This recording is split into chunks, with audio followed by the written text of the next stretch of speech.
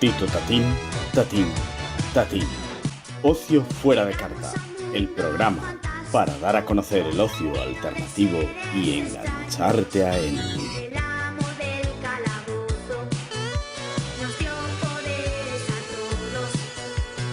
Buenas tardes y bienvenidos. Soy Uri, presentador de Ocio Fuera de Carta, el programa de radio de Factoría del Rol.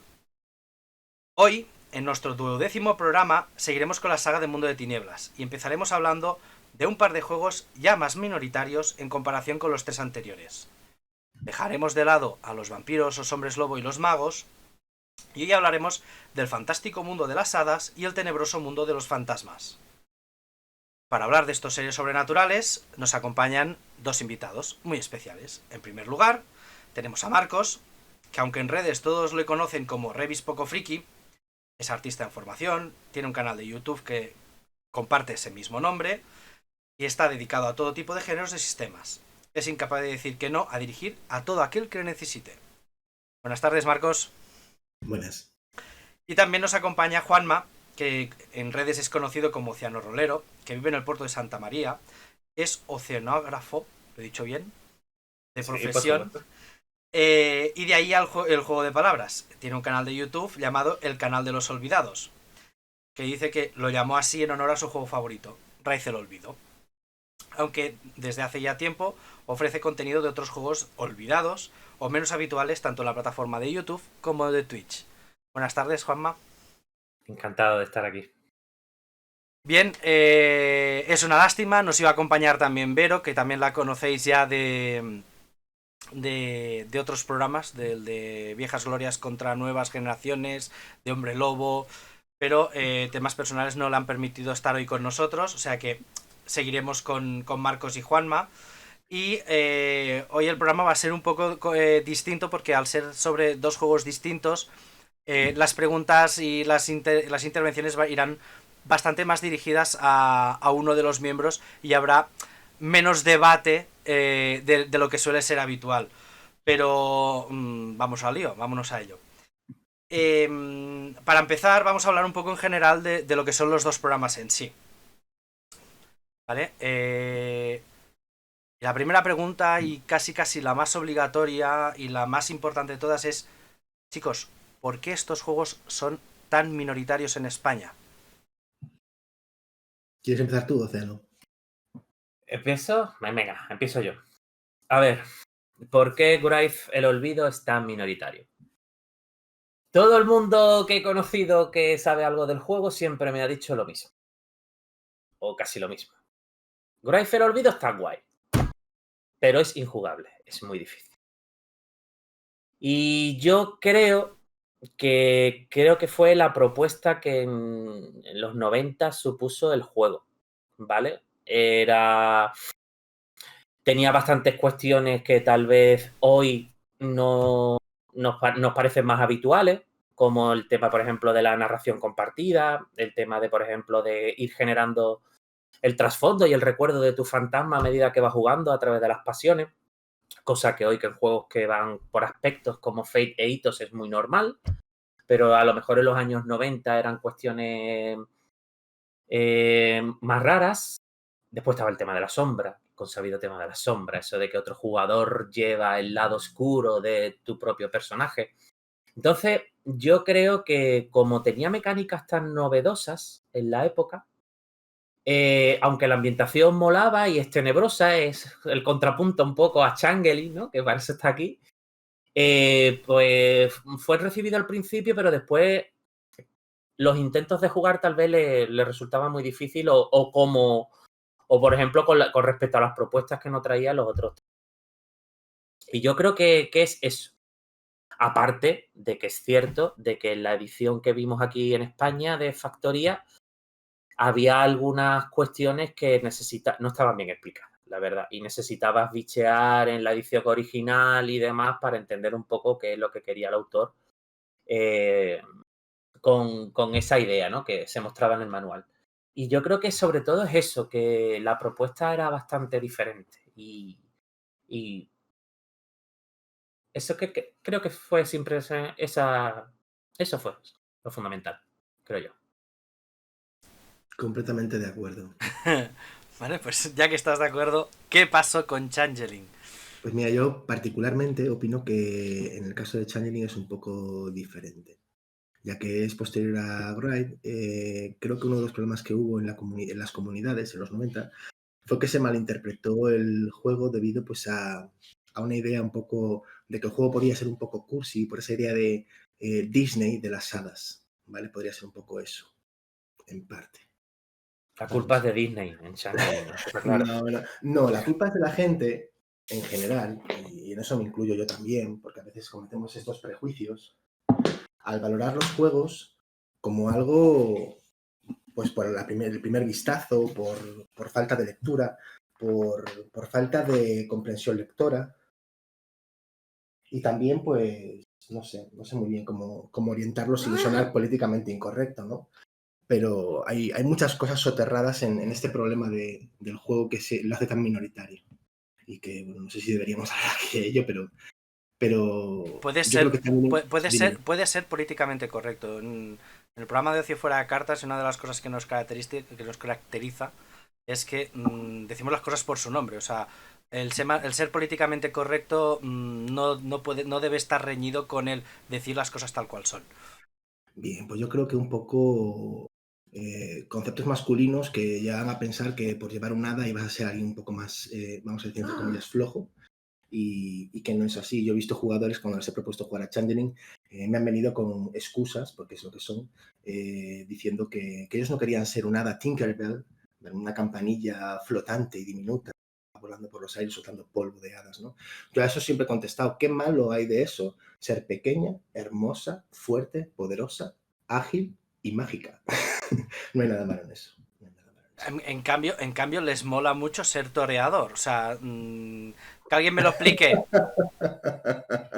Bueno, no sé. De cualquier manera, Changeling, sobre todo lo que se malinterpretó fue eso, el concepto del juego, de convertirlo en algo muy luminoso, cuando en realidad es algo mucho más lúgubre, ya que los Changeling beben y viven de las ilusiones y las emociones. Y las emociones pueden ser tanto simpáticas como apáticas, o sea, pueden ser tanto positivas como negativas. Algunas de las mayores pasiones de la humanidad se basan en eso, en los miedos y terrores, en las pesadillas. Eso es lo que te puede ofrecer Changeling como juego. Y creo que en parte es lo que hace que toque ese lado de mundo de tinieblas y de terror personal. Esa es mi aportación, ¿vale? Pues Perdona. mira, ya que te has puesto, vamos a la siguiente pregunta que tengo planteada. ¿De qué va el juego? ¿Cuál es la finalidad de Changeling? Bien, ahora me toca empezar a mí. Bueno, pues Changeling es un juego que plantea la lucha contra la llegada inminente del invierno. El invierno es todo aquello que acabará con las ilusiones del mundo de tinieblas.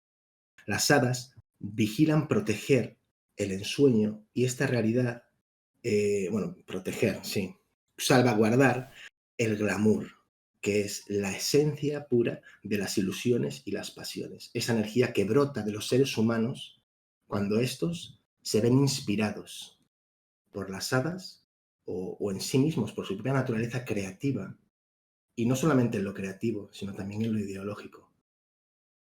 Los pensamientos tienen poder y se reflejan en el ensueño, como quimeras o pesadillas. ¿Y en Raid? ¿Océano? Grave. ¿Qué, qué es lo que propone? ¿Qué es un Grave, no? Pues yo. ¿Cuál es la finalidad del juego? Es decir, ¿Cuál es la finalidad del juego? Yo Hombre siempre Lobo, por digo. ejemplo, sabemos que van a evitar el apocalipsis. Sí, sí, sí.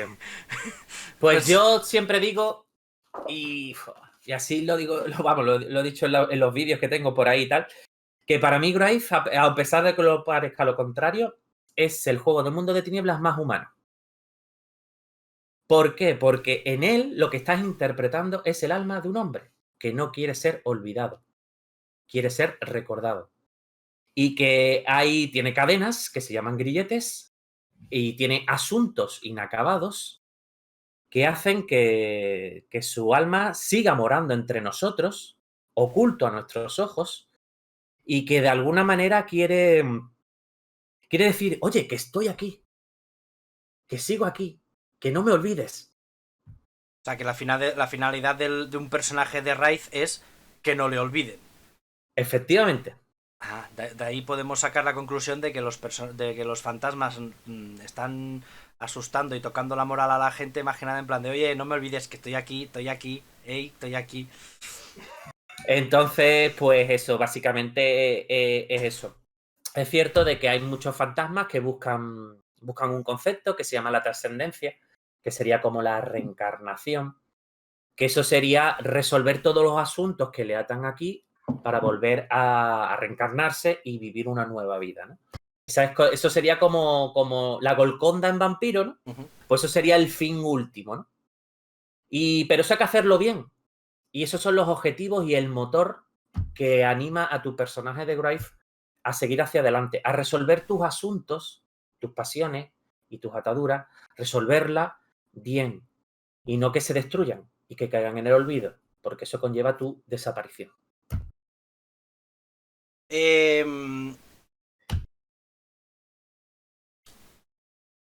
¿Cómo se relaciona un Wraith con el resto de seres sobrenaturales? Es decir, hombre lobo y vampiro nos queda muy claro que son enemigos hasta la muerte. Un hombre lobo cuando ve un vampiro su única finalidad es hacer carne picada con él, descorcharle la cabeza como una botella de champán. Los Wraith, ¿qué tipo de relación tienen con los otros seres sobrenaturales? Pues bien, depende. En realidad no hay un perfil tan marcado, ¿vale? Como por ejemplo pueden ser los vampiros y los lobos, ¿no? Que parecen condenados a no entenderse, ¿vale? Y que son enemigos.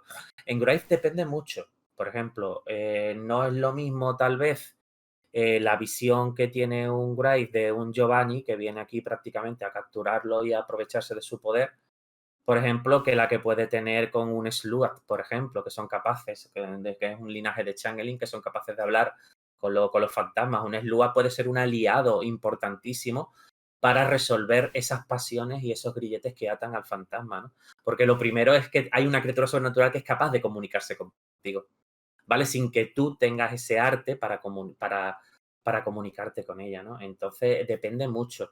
Puede haber relaciones con todo, por ejemplo, con los hombres lobos, los caminantes silenciosos, por ejemplo, es una de las tribus que más fácil tienen pues acceder a esa umbra oscura, que es el mundo subterráneo donde habitan los Wraith, ¿no?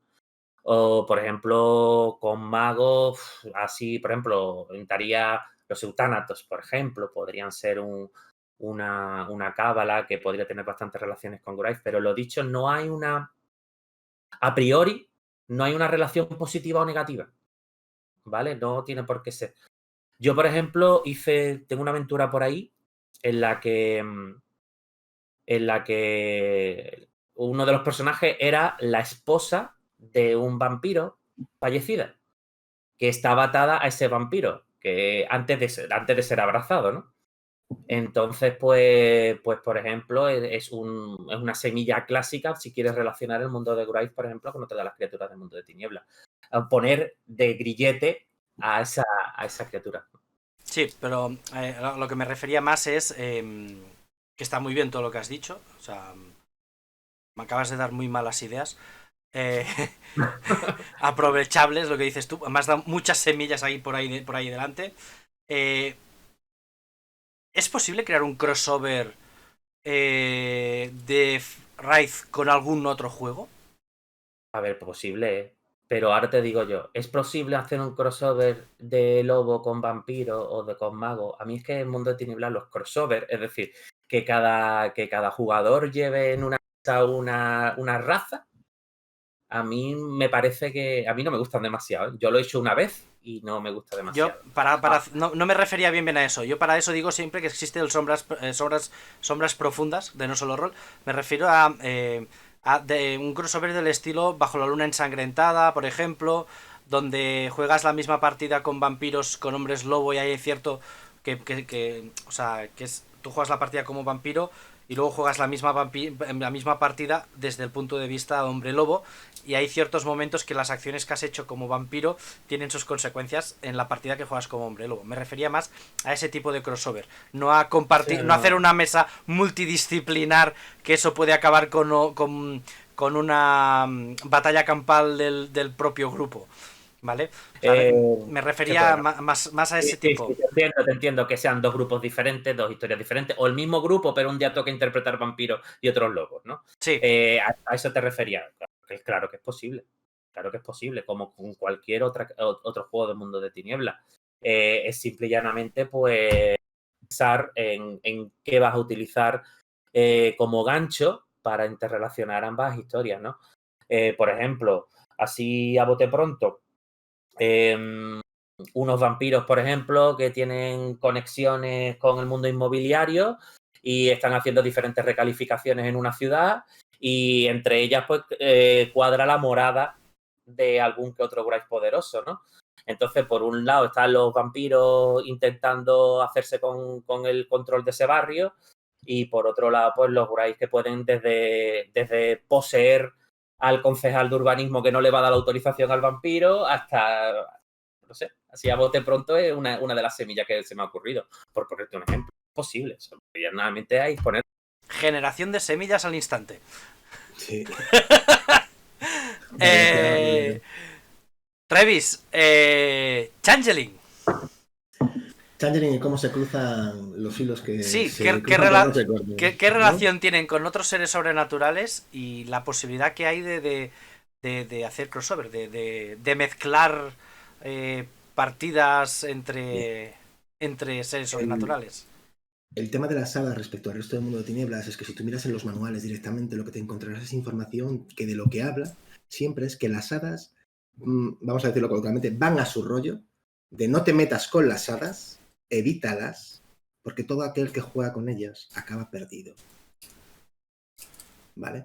Esto es debido a que son criaturas del caos. Entonces, hacer un crossover entre hadas y otras criaturas, sí, es posible, como tú lo has planteado, una ensangrentada, jugar la partida con una progenie de un tipo y después con otra progenie de otro tipo, ¿vale? Muy bien, pues hombres lobo por un lado, pero yo creo que el auténtico reto de los crossovers debería ser lo que tú habías planteado como algo más complicado, esa batalla campal y evitar esa batalla campal, encontrar en qué puntos se tocan.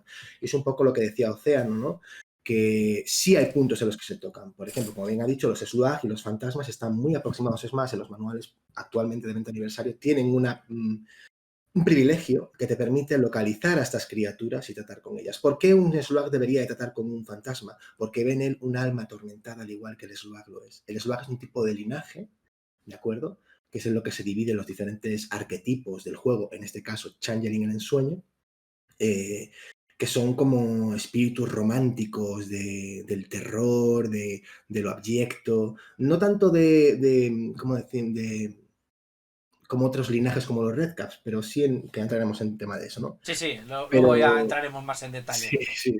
Pero son espíritus atormentados que pegan muy bien con los Wright. Un Slug podría hacer un crossover con otro fantasma de cualquiera de las... No sé exactamente cómo se llaman los arquetipos en Wright, si me lo pudieras decir, Océano. Bueno, en Graifa existen los gremios, pero no son... Eso si quieres para después. De acuerdo, bueno, pues vamos a decir que un Slug podría tratar con fantasmas de otros gremios, ¿de acuerdo? Habría otros Changelings que podrían tratar con otro tipo de criaturas, por ejemplo, los Fianna, la camada de Fenris dentro de lo que es el grupo de los hombres lobo, tienen antiguos tratos, pactos, juramentos con ellos. Incluso rechazos por circunstancias que se han dado en diferentes conflictos históricos dentro de esta barrera de la ficción. ¿De acuerdo? Entonces, ¿qué se podría? A mí realmente no, yo he de decir que no me gusta eso de dirigir una partida por un lado y después otra por otra. Me gusta la idea de que haya influencias de una cosa o de otra, pero me gusta mucho mezclar. Que es un peligro, porque a la hora de afrontar una partida tienes que conocer muy bien los dos sistemas y cómo ensamblarlos para que no estallen en lo que tú dices una batalla campal de reglamento. Porque que las criaturas sobrenaturales luchen entre sí es algo natural. Véase los vampiros y los hombres lobo. ¿De acuerdo? Pero yo pienso que lo que tiene que esforzarse el narrador, y en este caso me refiero a la historia que puedes contar y la semilla que puedes crear, es en por qué estas criaturas pueden tener que colaborar. habitualmente una de las semillas más típicas es hay un mal mayor que es superior a vosotros y más poderoso y que os obliga a uniros. Véase el Wyrm, véase la tecnocracia, véase, no sé, Un demonio. la corte sombría. Un, los de- demonios. un Un demonio. demonio. La semilla típica siempre es el demonio. Yo es que el problema de demonios es que he tenido la suerte de conocer a una directora que me ha hablado profundamente sobre los Elohim y los caídos, sobre cómo se corrompieron y su historia. Y después tengo ciertas dudas respecto al tema de los Bali, los encadenados, ¿no? Los demonios encadenados, que son aquellos que, bueno, no estoy seguro si son encadenados o desatados, o bueno, hay unos demonios que están como con un tormento muy alto, que es una característica de ellos, que hace que sean muy peligrosos porque se dejan llevar por su lado más demoníaco y los vuelve muy peligrosos para el entorno. Lo que no quiere decir que todos los demonios tengan un comportamiento vil, ¿vale? Que es un tópico muy, muy típico de los juegos de mundo de tinieblas, el plantear que el demonio es el villano definitivo. Pero bueno, yo lo entiendo, pero aún así sigo señalando que es un prejuicio sobre el propio juego de demonio. Bueno, ahora vamos a dejar a Océano un ratito un poco tranquilo y vamos a meternos más en profundo en Changeling. Hay dos conceptos que yo creo que son un poco un pilar central de Changeling, que son las facciones y las cortes. Bien. ¿Qué son las facciones y qué son las cortes? Bien, si te refieres a las facciones como los grupos y organizaciones secretas del mundo del Changeling, yo no soy un gran conocedor de estas facciones, pero si lo que nos referimos es a cómo se organizan. Sí, más cómo se organizan los Changeling. Vale, de acuerdo. Yo es que cuando leí esta pregunta, cuando nos pasaste un pequeño párrafo sobre que podían llegar a caer en esas preguntas, me quedé un poco preocupado porque el tema de los grupos, de las organizaciones en Changeling es extenso. Están desde la mano de la guerra del mono, la cuchilla de Beltane, diferentes, ¿vale? Pero centrándonos únicamente en cómo se organizan, hay varias organizaciones entre los Changeling. Están las cuadrillas, de acuerdo, que son agrupaciones de hadas, ¿vale? Pues un poco como las cábalas en mago, las coteries en vampiro, las manadas en hombre lobo. Habitualmente suelen ser cuadrillas. Hay otro término que también se utiliza en otro tipo de organizaciones, que son los séquitos, que es un término más moderno de 20 aniversario, que habla sobre esas organizaciones que abarcan los grupos únicamente de nobles, ¿vale? Porque en Changeling están los plebeyos y los nobles, que distribuyen gran parte de la política del juego. También hay grupos que son considerados círculos de juramento, que son changelings que son una cuadrilla, pero que además se agrupan bajo un juramento, ya que aquí las palabras tienen mucho poder. En el juego de changeling, la palabra, el nombre verdadero, todo eso tiene mucha relevancia, ¿vale? Entonces, tú das tu palabra de participar de un juramento. Además, hay una serie de juramentos estipulados en el manual que tú puedes consultar para saber a qué se van a dedicar este círculo de juramento y puedes llevarlo a cabo sistémicamente. Es una parte muy rica del juego porque además si tú no cumples tu juramento acabarás metido en un problema o en un lío o pagando las consecuencias. Bien. Después, las cortes son la corte oscura y la corte luminosa principalmente, ¿de acuerdo? Ya entraremos después en otro tipo de cortes, pero estas lo que dividen son los estadios del tiempo que pasa en el mundo de tinieblas entre lo que son, creo que eran los... iba a decir equinoccio, pero no sé equinoccio es... Solsticio. Entre los solsticios de verano invierno, creo que son. Correcto, bueno, sí. Bien. En esos periodos, una de las cortes gobierna. En el de verano a invierno, gobierna la corte luminosa. Y en el del invierno al verano, gobierna la corte oscura. Y aún así, hay un día en el año en el que gobierna la corte sombría, ¿vale? La corte luminosa, y bueno, parafraseando un poquito, porque yo no soy partidario de leer el libro nunca en directo, ¿vale?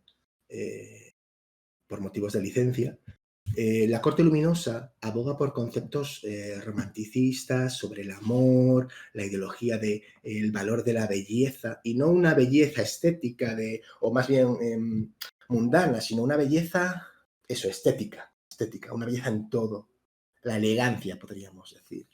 También la ideología el poder de tu palabra, el de que siempre cumplirás tu palabra, entre otras, son los valores que la corte luminosa, por los cuales la corte luminosa aboga.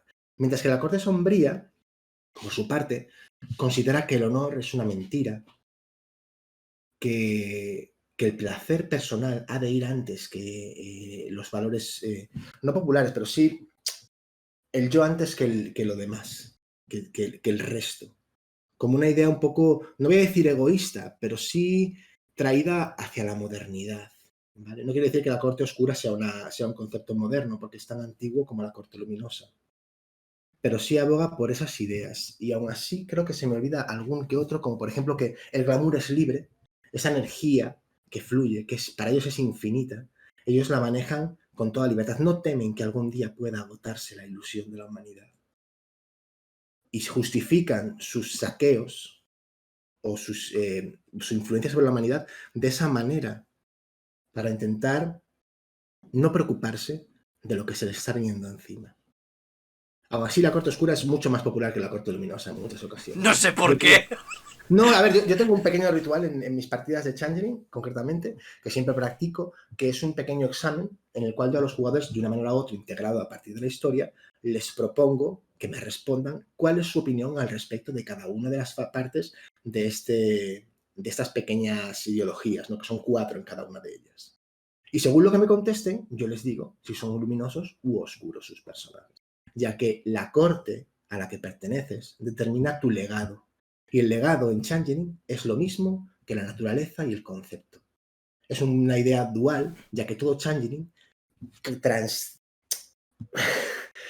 se viene de un lado o de otro, de la corte oscura, de su legado oscuro a su legado luminoso, según las circunstancias, que habitualmente suele ser cuando un legado no cubre tus necesidades o se pone en duda en tu existencia, te abrazas al otro. Y siempre suele darse por cuestiones, vamos a decir, traumáticas o que te sobrecogen, ¿no? La pérdida de un ser querido ante una derrota por el fracaso personal podría llevarte a transformarte a tu legado oscuro. Cuando un jugador rellena su ficha, ha de ser muy consciente de este paso, ya que tiene que plantearse de algún modo el psicodrama de qué pasaría si mi personaje, que yo decido que sea de la corte luminosa y tenga un legado que sea como muy de paladín, por ejemplo, que no estoy seguro de si el legado paladín existe, creo que sí, pero bueno, no caigo ahora en todas las palabras que tiene el juego porque tiene un vocabulario muy rico. Llegado el momento de que tú fracases en tu pose de paladín, ¿qué va a pasar contigo? En ese momento tienes que plantearte qué vas a elegir que sea tu legado oscuro. A lo mejor puede ser una bestia, ¿no? Que es un legado de los oscuros, que hace que tu personaje se vuelva un poco más, ¿no? Se vuelva una persona temeraria, vulgar, grotesca, animal. No animal literalmente, sino que no acabe de convertirse en alguien humano o antropomórfico. o antropopsíquico, no sé cuál sería la palabreja para decirlo, ¿no? Que tuviera una mentalidad de persona. Y eso son un poco lo que son las cortes y el cómo se organizan los Changelings. Sobre la corte sombría, a mí no me gustaría hacer spoilers, yo recomiendo a la gente que indague en el juego. Sé que ahora mismo es complicado, a pesar de que el 20 aniversario es muy enriquecedor, ha abarcado gran parte de todos los manuales que se han traducido en castellano y en inglés, o que no se han traducido al castellano porque estaban en inglés.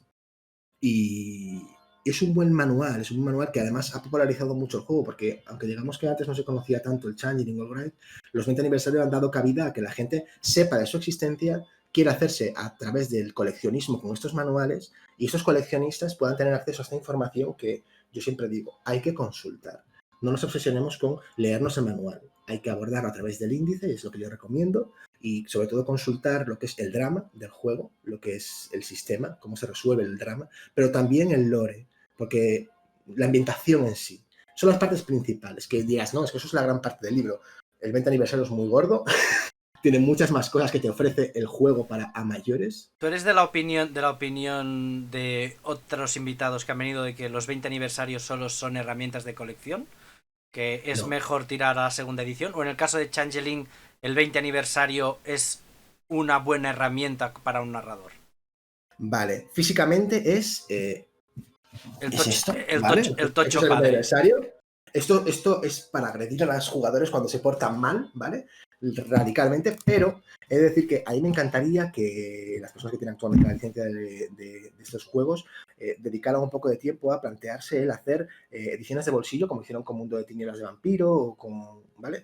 Porque son muy llevaderas, no las destrozas tanto y se pueden abrir mucho más. Yo es más, tengo varias ediciones de bolsillo. Sí, que para gente que cometió el error como yo, de que cuando salió el mecenazgo de Vampiro me cogí el libro con los bordes plateados y la tapa de cuero, y que no lo abría por miedo a que se me rompiera, y cuando salió la versión de bolsillo fue en plan de ¡tapa blanda! ¡Este me lo puedo cargar! Y rápidamente lo cogí y tengo el otro ahí para hacer bonito en la estantería, coger polvo, porque es lo único que hace, coger polvo y hacer bonito, y luego usas el otro, que es más llevadero, como dices tú, ¿no?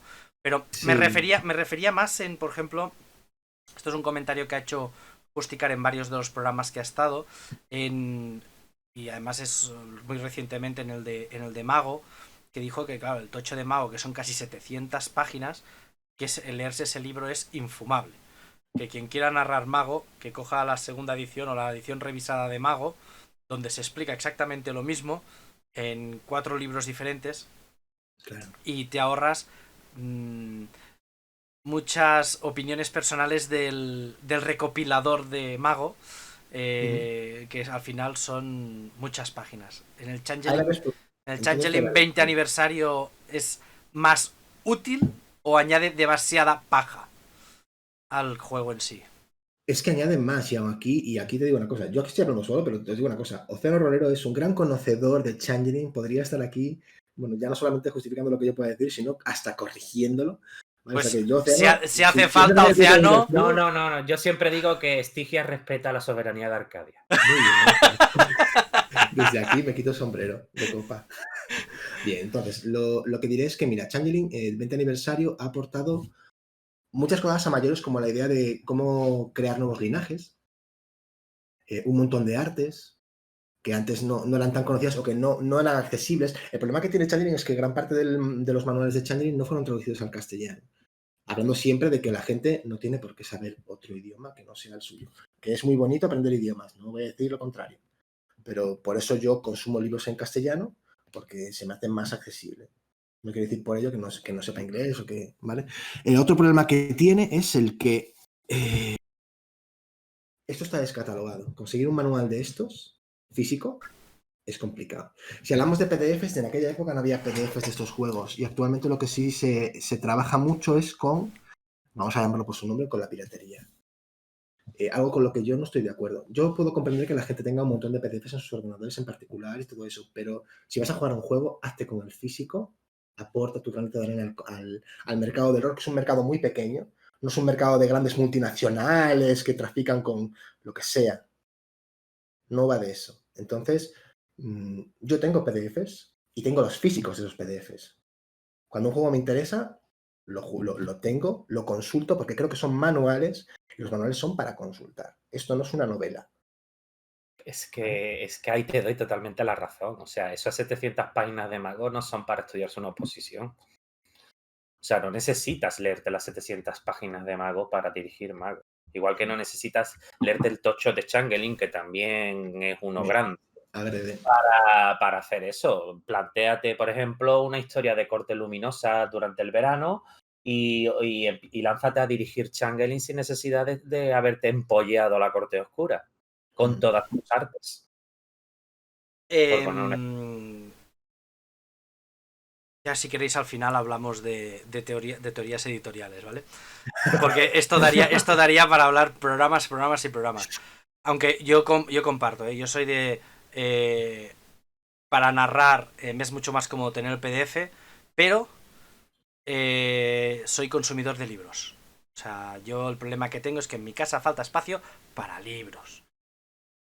Y tengo cajas de libros que no las abro porque en mi casa no hay espacio y no hay estantes suficientes para minis, coches de Scalestric y libros. Lo siento. Tengo que repartir espacio. ¿Vale? Pero sí que es verdad que a nivel de comodidad, por ejemplo, ayer que tuvimos las jornadas de factoría en el centro juvenil, tanto Adrián, que es el narrador que hizo la partida de Aquelarre, como yo, que aparte de estar con los demás de Soft Combat, hice una partida de iniciación de Fan Hunter, me es mucho más cómodo llevar en el portátil el libro, porque abres el PDF, vas al buscador y pones COP y pam, pum, vas a tal, ¿no? Y es mucho más rápido que no tener que ir a empezar a buscar, ojear para arriba, ojear para abajo. Y eso es algo que Adrián tiene 17 años. Han nacido, nosotros, nuestra generación, nacimos con un pan bajo el brazo. Ellos nacieron con el mando de la tele, el mando de la Play y un portátil. Tú le plantas el tocho de Aquelarre, que es lo que narra él. Yo he visto su tocho de Aquelarre y está lleno de post-its recortados que va poniendo cositas, pero la comodidad de no tener que cargar con ese tocho, abres el portátil, vas al PDF y buscas, tengo que reconocer. Ahora clave, sí. Tengo que reconocer que eso es un puntazo a la hora de narrar porque no pierdes tiempo buscando cosas, o sea, pones la palabra y pam, te sale, ¿vale? Pero opino lo mismo. Tú puedes tener el PDF por tema de comodidad, pero el libro es necesario.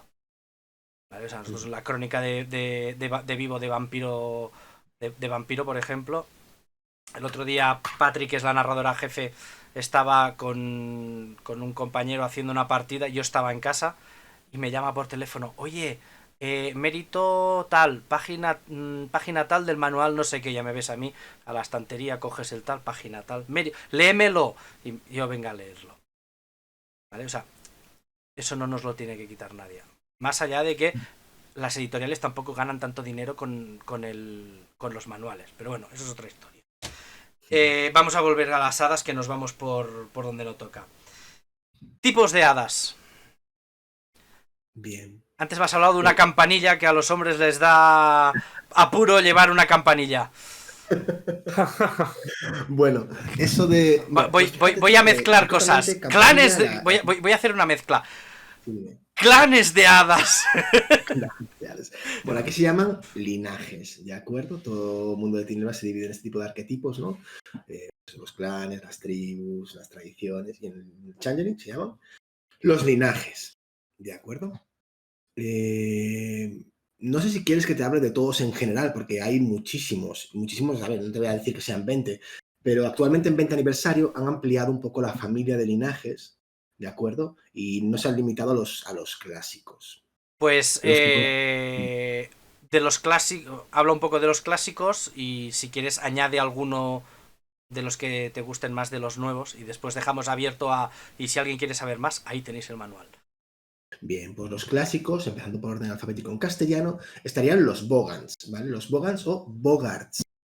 Cada uno de los linajes tiene un nombre diferente según sea de corte luminosa o de corte oscura. Y muchas veces se juega con esto para trazar la confusión entre las cortes y el linaje al que perteneces. Mientras que los Bogans son seres afines a ayudar a los demás, el entender las necesidades sociales dentro de un grupo. Su debilidad es la obligación de servir a cualquiera que lo necesite y que se encuentre en su camino.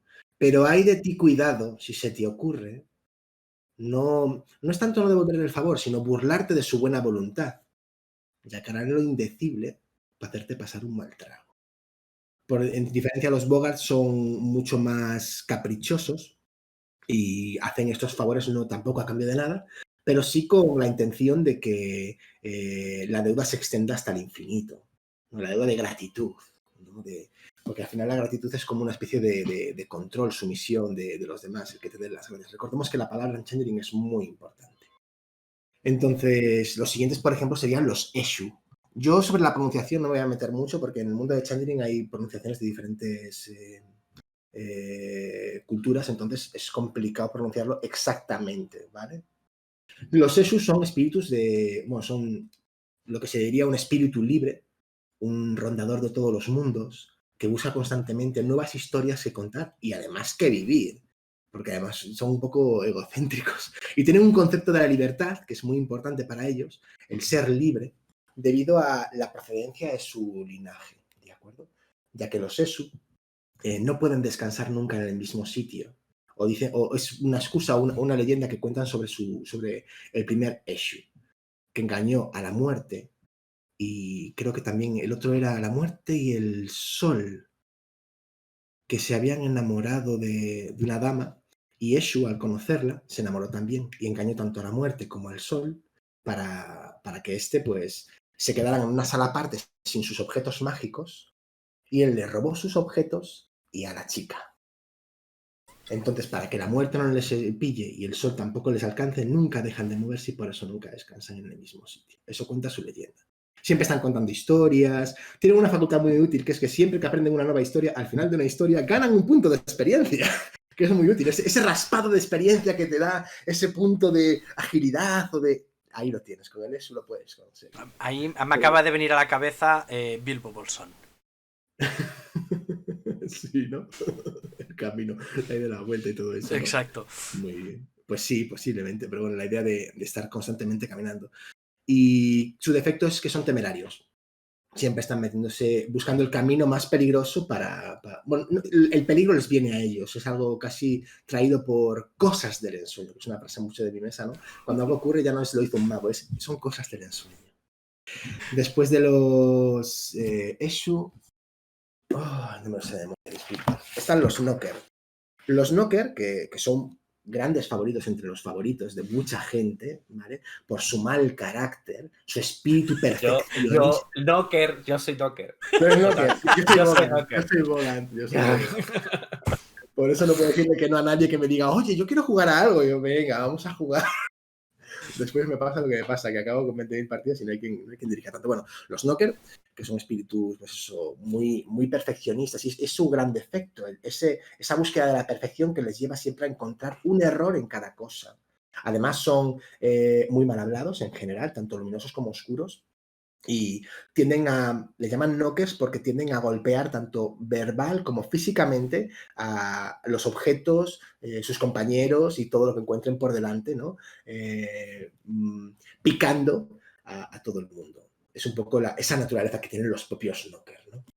Además de que son prácticamente los únicos que pueden forjar quimeras, ¿vale? Que es como algo natural suyo y único suyo, ¿vale? Cosa que a mí particularmente nunca me ha quedado claro esto de la forja de las quimeras, ya que tienen una trifulca muy extensa e histórica con los Bogants, con comentarios como nosotros hacemos el auténtico arte, mientras que los Bogant hacen muchos tacitas y menajes, pero son todas una caca. Dirían eso con palabras mucho peores, ¿de acuerdo? Mientras que ellos hacen pues, objetos únicos, de gran belleza, intransferibles, bueno, la leche, ¿no? Y los Bogans, pues por su parte, crean quimeras también, pero son como más de andar por casa. Ellos son muy hogareños. Entonces, a mí, de todo, no me acaba de quedar claro esa relación entre la forja de quimeras de los knockers y la capacidad de otras hadas, de otros changelings, porque no equivocamos el término hada con changeling, de crear estas quimeras. Y no es crear, es que la palabra concreta es forjar quimeras, ¿vale? Después estarían los Puka, que también son unos grandes favoritos en el mundo changeling, porque tienen la capacidad de transformarse en animales. Son espíritus protectores de los niños, no les gustan que hagan daño a los niños, aunque esto también lo han transferido otro linaje, no nuevo, pero sí que ha sido añadido a la lista de linajes clásicos de changeling, que son los pixies, ¿vale? Y estos Pukas, sin pasar a los pixies antes, pues tienen la capacidad de cambiar de forma y además de ser grandes confidentes, pero su mayor flaqueza es que siempre mienten. Son mentirosos compulsivos, engañabobos. A pesar de todo, esta capacidad de ser un confidente muy preciado tiene la facultad de que al rato de estar hablando contigo, tú les estás contando su vida. Es la típica persona o la típica criatura que tú le estás hablando y no te das cuenta de que le estás contando tus secretos, tus anhelos, tus miedos. Y él está... Sí. Exacto, apuntándolo todo. Los Redcaps, bien. Mi queridísimo Redcap, no es que seas malo, es que te han creado así. Es que te han creado así. Son espíritus que vienen del reino de las pesadillas, ¿de acuerdo? Ellos se arrastraban por el lodo, fueron expulsados. Son espíritus que están buscando la revancha porque han caído en lo más bajo y saben lo más oscuro y lo terrible de este mundo, ¿de acuerdo? Y no son las pesadillas tipo Hitchcock, sino que son las pesadillas tipo Ore. Es una cosa dura, severa. Ellos se alimentan de ese miedo que dan, porque sus facultades van desde que son capaces de asustar a cualquier ser. La visión de un Redcap enfurecido podría hacer retroceder hasta el más magnífico Shi, ¿vale? Que son los nobles de las hadas. Y por otro lado, su apetito oscuro, que les permite alimentarse de cualquier cosa, con esa boca voraz, ¿no? Llena de dientes como la de un tiburón, que podría arrancarte un brazo, si no la cabeza, de un solo mordisco, en una maniobra muy sencilla que todo Redcap puede realizar. Su defecto, la mala propaganda que tienen en la comunidad Changeling, ¿no? de esta naturaleza revanchista, beligerosa, terrorista, un poco. Vamos, tienen un estigma, vamos. Tienen un estigma social, sí. Nadie nunca se estará cómodo dentro de... Es como cuando estás al lado de un vampiro siendo un mortal y sabes que es un vampiro, sabes que en cualquier momento te chupará la sangre y podría acabar con tu vida. Esa sensación peligrosa, pero también atractiva, en cierta manera, para aquellos que son capaces de valorarlo. Los sátiros. Pues mira, los sátiros son esos queridísimos peluditos, ¿no? Con patas de cabra y cuernitos, ¿no? Que inspiran a todos un buen rollo increíble con sus fiestas, su buen hacer en busca de la felicidad, pero que llevan hasta tal límite sus pasiones que a veces pierden el control. Y esto los vuelve criaturas un poco desequilibradas en ese sentido, ¿no? Tienen una gran resistencia, capaces de moverse a gran velocidad debido a esas bonitas patas de cabra que tienen en su mayoría. Y bueno, puede ser... Es un grupo también muy, muy popular entre los jugadores noveles, que cuando se van a hacer algo, pues está el típico que dice: yo me quiero hacer un knocker, yo me quiero hacer un puka, yo me quiero hacer un sátiro. O sea, es lo que yo siempre suelo ver habitualmente. ¿De acuerdo? Los sátiros. Después están los Shi, o Shide, o Shide, como quieras pronunciarlo. Hay muchas pronunciaciones para esto. Los Shi tienen mucha tela, ¿verdad? Aquí sí que voy a parar un momentito. Y es que los Shi representan la nobleza de las hadas, o la nobleza de la humanidad, de las ilusiones de la humanidad, la idea del liderazgo, ¿vale? ¿Qué pasa? Que los Shi, a mi parecer, cometieron un error muy grave, que es abandonar a sus hermanos o a sus súbditos, según lo verían ellos, en este mundo, en un momento de debilidad, cuando las puertas de Arcadia se cerraron. Eso forma parte del lore. Ellos dejaron atrás, en su mayoría, no todos los Shi se fueron, para volver a Arcadia, antes de que las puertas se cerraran. Aquí es donde empieza Changeling y acaban las hadas. ¿De acuerdo? Es donde acaba el cuento de hadas y empieza la pesadilla, el peligro, el miedo, el no saber qué va a pasar. Y los Shi tuvieron un papel, no voy a decir importante, pero sí trascendental para lo que sería todo el juego. Porque pasado el tiempo, con la llegada del hombre a la luna y esa explosión de glamour que supuso la idea de poder llegar a otros mundos, realmente ese hombre pisando la luna, dando un gran paso para la humanidad, hizo que las puertas de Arcadia se abrieran y salieran expulsados de ella. No sé exactamente cuántas casas, pero muchísimos Sith, ¿vale? Los suficientes como para que al volver aquí reclamaran su estatus de poder como líderes de los Changelings o de las hadas de aquella, y se encontraron con que los plebeyos ya habían hecho su vida, ya se habían unido a la humanidad, ya habían recorrido el camino del Changeling y no estaban dispuestos a agachar la cabeza ante esta, no voy a decir aristocracia, pero sí ante esta tiranía que ellos proponían.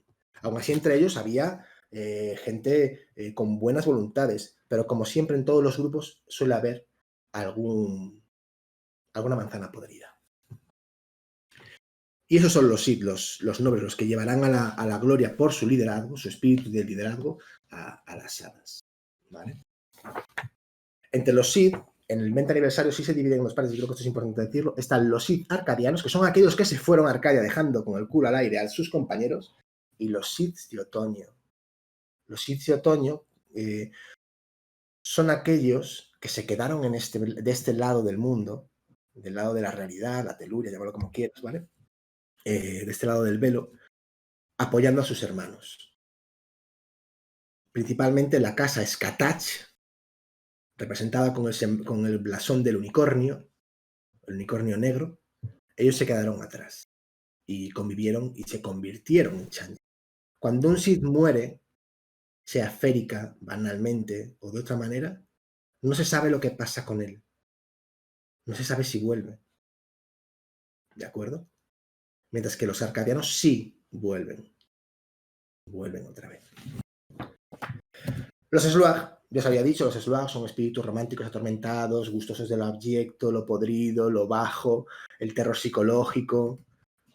Edgar Allan Poe habría sido un gran invitado en una de esas fiestas del té Sluag, tan fantásticas y divertidas, en las que cualquier máster debería dirigir una fiesta del té Sluag, ¿vale? Yo dirigí una vez una en la que jugamos con una tetera a meter papelitos y cada uno metía un secreto, ya que los Sluag son como los Nosferatu, ¿vale? Esa gente que domina el conocimiento de los chismes, ¿vale? Que no son los únicos. Ya hemos hablado antes de que están los Bogan, que tienen ese control de la empatía social, los Kuka con su habilidad de confidente, pero los Sluag no, los Sluag son el gusanillo, las cosas secretas y divertidas, ¿de acuerdo? Y yo en esta fiesta, cada uno añadía un papelito. Nada tiene por qué ser verdad, porque en uno de esos papelitos puso: en esta fiesta hay un vampiro. Y todo el mundo salió pitando acojonado, claro, porque los vampiros tienen una facultad que cuando te muerden ganas banalidad. Es el gran enemigo de las hadas, la banalidad. Si tenemos oportunidad, volveremos sobre ella en algún momento. Y finalmente, de los típicos de la segunda edición de Changeling, que fue la primera que se tradujo al castellano, están los trolls, que no tienen nada que ver con los trolls de David el Gnomo, aunque podrían parecerse un poco si nos fijáramos en el semblante oscuro, que son los ogros. Los trolls en sí son también muy idealistas, testarudos, tienen un poder titánico, ¿no? Que les permite hacer grandes proezas de fuerza, ¿vale? Pero tienen un vínculo de deber excesivo que les llevará a perder, en caso de que no cumplan un juramento o su propia palabra, a perder toda esa fuerza, como una especie de Sansón al que le arrancan el cabello. ¿De acuerdo? Son preciosos. Además, los trolls lideraron a las hadas durante el periodo en el que los Sith no estuvieron aquí, y creo que en alguna otra ocasión o en otras culturas también fueron líderes. ¿De acuerdo? Yo esto ya no me atrevo a sentenciar nada porque el libro es muy extenso y muy rico en todas sus facetas. Y así te vas a los libros de linaje, puedes alucinar con la cantidad de información que te aportan respecto a la historia que White Wolf tradujo para este juego, ¿no? Que siempre es una amalgama de un montón de culturas de todas partes. Y después, en el 20 aniversario, recopilaron otros linajes, que les parecieron muy interesantes, como podrían ser los Pixies, que son hadas mensajeras, changelings mensajeros, que no pueden tolerar que alguien haga daño a un niño, a alguien pequeño, podría ser también un animal, perfectamente, una cría, y que tienen una facultad de que se adaptan a todo el entorno social en el que se rodean, sin llegar a mostrar su auténtico semblante. Un pixie, cuando está alrededor de otro grupo de personas, se hace homogéneo con ellos. Si todos somos morenos, él será moreno. Si todos somos viejos, él tendrá rasgos de vejez. Si todos tenderá a pasar desapercibido en la multitud. Lo que no quiere decir que esa sea su auténtica apariencia. ¿De acuerdo? Y creo que su flaqueza es que son cleptómanos. Pero no cleptómanos en el sentido de avaricioso, sino más bien caprichoso. Son espíritus caprichosos que cuando ven algo que les gusta, ¡ay!, no se pueden resistir a hacerse con él. Y entonces pues se lanzan al peligro y se meten en aventuras por conseguir esos objetos de una manera u otra, sea física o engañando a otras personas para que lo consigan por él, a cambio de favores. Están los Cluricaunts, a los cuales les ha hecho mucho daño el concepto irlandés de los tipos con chapines verdes y ¿cómo se dice esto? Chalecos verdes, ¿de acuerdo? Y sombreros de bombín. Ellos son grandes coleccionistas, amantes de la buena música, el canto, las prácticas creativas de estas, pues eso, teatrales. Y bueno, en su mayoría todos proceden de Irlanda o suelen venir de Irlanda o de lugares donde hayan ido irlandeses, ¿de acuerdo? Que lo que no quiere decir que sean irlandeses, ¿de acuerdo? Ya que los Changeling, como ya he dicho, cuando fallecen vuelven. La única manera de acabar con un Changeling es matándolo con el hierro frío.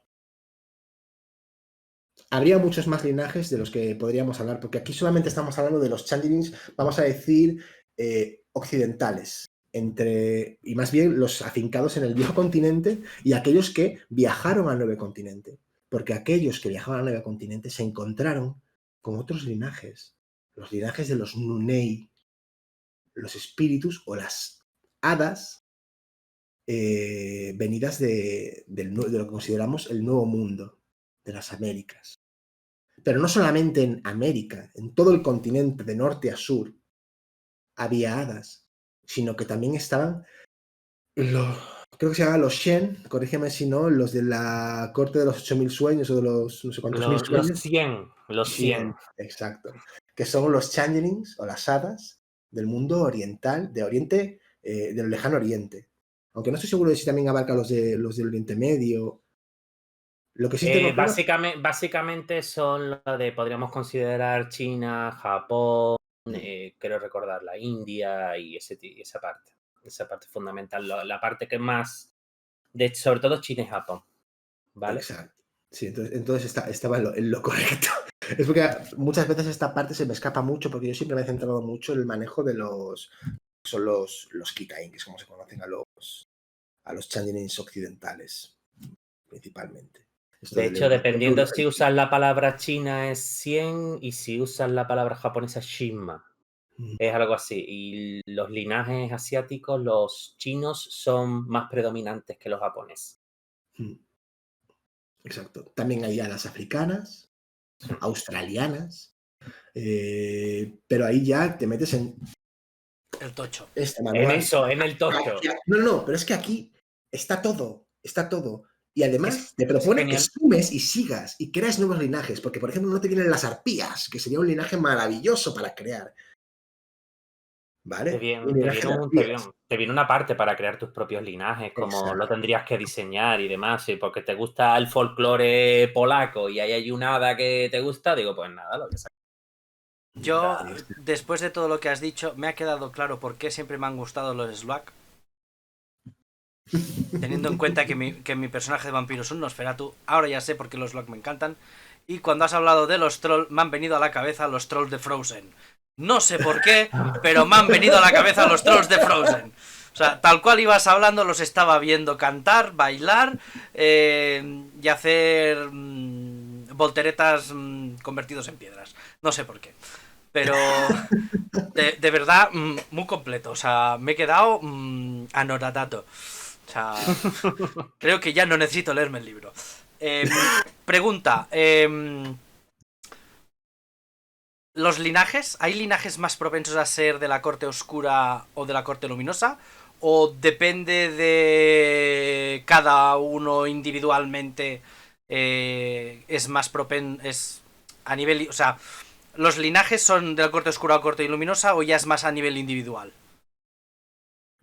Es que, mira, no estás nada desacertado al decir que hay linajes que son más propensos por su concepto, su arquetipo, a pertenecer a una corte u otra. Pero nada te agarra a que... O sea, lo que está claro es que todo Changeling tiene dos legados, uno oscuro y uno luminoso. Le guste o no reconocerlo, o mostrarlo. Podríamos hablar del clásico Redcap, que viene de las cortes de las pesadillas, de los cuales se desconoce, y ellos siempre negarán, la mayoría, cuando decimos ellos hablamos de una mayoría, de una masa crítica que dice que no hay corte luminosa entre los Redcaps. Y si existiera lo mataríamos, dirían. Pero quién sabe. Al igual que los Sloa, se ven más afines a los conceptos de oscuridad, pero claro, si nos fijamos que son espíritus atormentados del romanticismo, podríamos pensar en conceptos como los que brindaba la corte luminosa, de que el amor todo lo puede. De que la belleza la estética es muy importante, que la palabra, el peso de la palabra ha de ser cumplida. ¿Un Sloa podría ser luminoso? Sí, Pero es que es el problema entre el legado y la corte, que yo es algo que a mí me cuesta a veces también transmitir, ¿vale? Porque la corte es un concepto político, mientras que el legado es un concepto de identidad de tu personaje. Y ahí es donde radica el horror personal en este juego.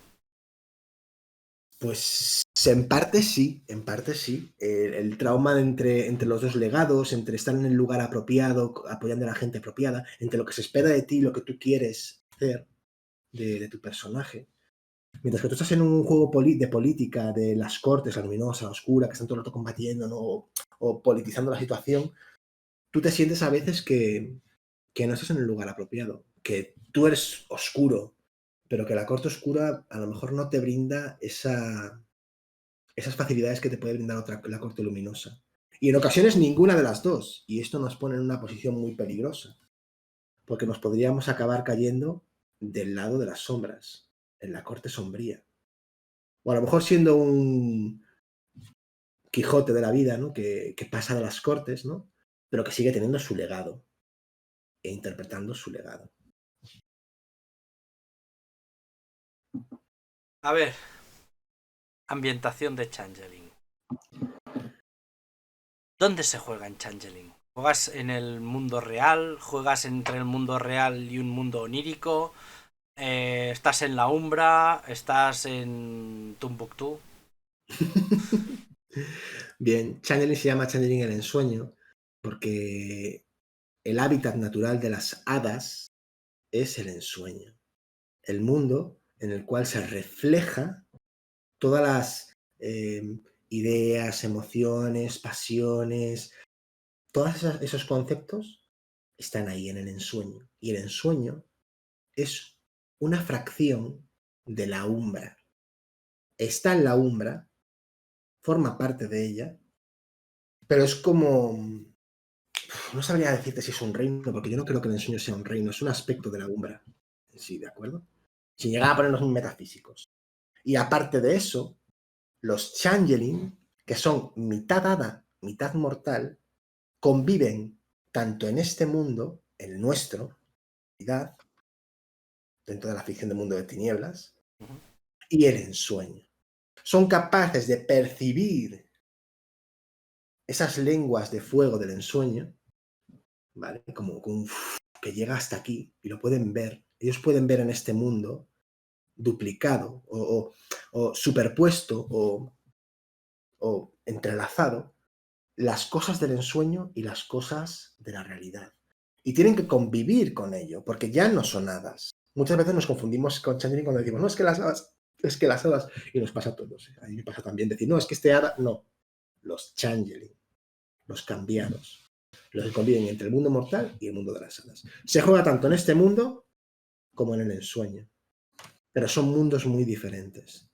Son biomas muy, muy distintos. Cuando tú bajas al ensueño, hay una cosa que se llama el enardecimiento, ¿vale? Que hace que tu parte Changeling empiece a fluir de una forma mucho más exagerada, empiece a representarse de una forma mucho más exagerada, haciendo que tus propios privilegios y flaquezas se vuelvan mucho más intensos, llevándote a una especie de transformación o metamorfosis, dejando atrás tu lado mortal, con el riesgo de poder llegar a olvidar tu naturaleza humana. Mientras que de este lado, el lado de la realidad, la banalidad, te aprisiona, te encorseta, te atrapa, te hace que te vuelvas gris poco a poco por los acontecimientos de la vida mundana. Un despido, la ruptura de tu pareja, la muerte de un ser querido, pueden llevarte a caer en esa banalidad.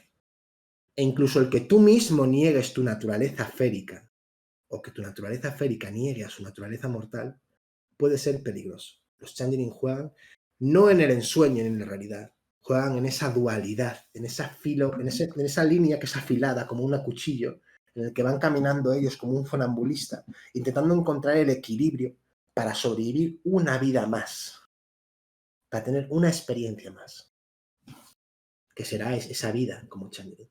Algunos te dirán que sí, ellos viven en el ensueño, trabajan en el ensueño y en la realidad, y tienen aventuras que intentan salvar las ilusiones de los mortales, se alimentan de los sueños de la gente, ¿no? Y pueden hacerlo inspirándolos o saqueando sus sueños. Pueden darles un poquito de glamour y esperar a que su infusión, como el de la musa, les dé ese fruto tan querido para ellos que es el glamour. Pero también pueden arrebatarlo para siempre, saqueando el alma del creador y dejándolo baldío. Hay otro tipo de epifanías, que es como se llama este proceso, que son, por ejemplo, está la ordalia, que era la que consistía en destruir un objeto de auténtica creatividad, véase, digamos, una Mona Lisa. Una de tantas, porque no es solamente una. Está la Mona Lisa del Louvre, pero se sabe que existen más réplicas o intentos de la Mona Lisa. O, por ejemplo, no sé, cualquier obra artística destruida se podría considerar, por un changeling para conseguir su glamour, podría considerarse una ordalia. Y después está la rapsodia, que es cuando haces lo mismo, pero con una persona. Cuando le quitas todo espíritu de creatividad. Algo que está, vamos a decir, prohibido en general. Las hadas. Es como la diablería, está prohibida. Sí, pero claro, tenemos que entender que tanto la diablería como la rapsodia y la ordalia son, y lo de la ordalia no lo tengo tan claro, tendría que revisarlo porque ahora estoy hablando un poco como lectura volada, son temas muy traumáticos, porque es algo que ya nunca más va a existir. Es como cuando alguien, mira, yo recuerdo que en la facultad, cuando yo estudié Bellas Artes, yo propuse un ejercicio que se titulaba así, Ordalia, en honor a esta idea, que era regalar páginas de libros de poesía. Yo lo que hacía era abrir el libro y le daba las poesías a la gente en la calle. En mi clase de Bellas Artes, eso sonó como algo horroroso, horrible. No abrazaron la idea de despojarse del objeto y hacerlo trascender a una simple hoja, a una simple expresión, que es esa página. Es como cuando abres un libro por una página y lees lo que pone. Como si lo hubieras encontrado por buena fortuna. Y eso es lo que yo quería transmitir, ese buen rollo. Pero en mi clase no cayó para nada bien. Ni siquiera mis profesores lo apoyaron. Les pareció un horror, un horror. Finalmente no lo hice porque, claro, hacer un ejercicio por el cual no apuestan tus educadores es peligroso. Y bueno, al final la cosa quedó en un concepto de idea o una idea fugaz de qué se podría hacer. Sí, sí. ¿No? De algo efímero, de una obra efímera, llevada hasta el extremo. Pero sí, las hadas viven y juegan en el filo de la banalidad y el glamour. Y no las hadas, vuelvo a repetir, los changeling. Y aún así, bueno, decir que, aunque esto sobre todo es sobre el mundo de tinieblas, para mí changeling es un gran juego, es un juego digno de ser jugado por la ilusión y lo emocionante que puede hacer. Es un juego que te puede hacer llorar, porque tiene esa sensibilidad dramática, que también considero que lo tiene Pride, porque trata temas muy sensibles, ¿vale? Como son la pérdida de la inocencia, la pérdida de los seres queridos, de la muerte de la ideología, todo eso, el fracaso personal. No sé, tiene un tacto de terciopelo, ¿sabes? Cuando tocas terciopelo, y si lo arañas te da grima, pero si lo tocas con los dedos, es suave. Es un poco así, es como tiene ese toque metafórico tan rico, que a lo mejor en otros juegos no se llega a practicar porque nos han transmitido, y sobre todo esto es por la comprensión oral de los juegos de rol en general, por la tradición oral de la narración, que, bueno, mientras que en Hombre Lobo, pues lo de escabechar y todo eso, con lo que yo no estoy para nada de acuerdo. Hombre Lobo es un juego súper sensible de tratar temas como la familia, que es muy importante. Todos nos merecemos una familia. Y Vampiro, ¿no? La inmortalidad, el paso del tiempo, el ver la fugacidad de los seres que se van y tú sigues ahí. Es un poco como los elfos. Los vampiros para mí son los elfos del mundo de tinieblas. no vamos a buscar connotaciones a esa frase. No, por favor, un respeto para los elfos. Pride for the elves. Bueno, con estas palabras te voy a dejar descansar un poquito. Vale, gracias. Y voy a torturar un poco a Océano. ¿Dónde viven cuál es el mundo donde están los Wraith? De acuerdo. Pues mira, el mundo donde viven los Wraith... Uy, escucho un poquillo de eco. Pero bueno. El mundo donde viven... Sí, estoy escuchando un poquillo de eco. A ver, espérate un momentito. Dale ahora, a ver, prueba. El mundo... No, el mundo bien, perfecto. Vale, de acuerdo. Pues, ¿dónde íbamos? El mundo donde viven los Wraith es conocido como el mundo subterráneo, ¿vale? Y básicamente está dividido en dos grandes partes, ¿no? Por una parte están las tierras de las sombras, que es un reflejo oscuro de nuestra propia tierra y que coexiste en el espacio.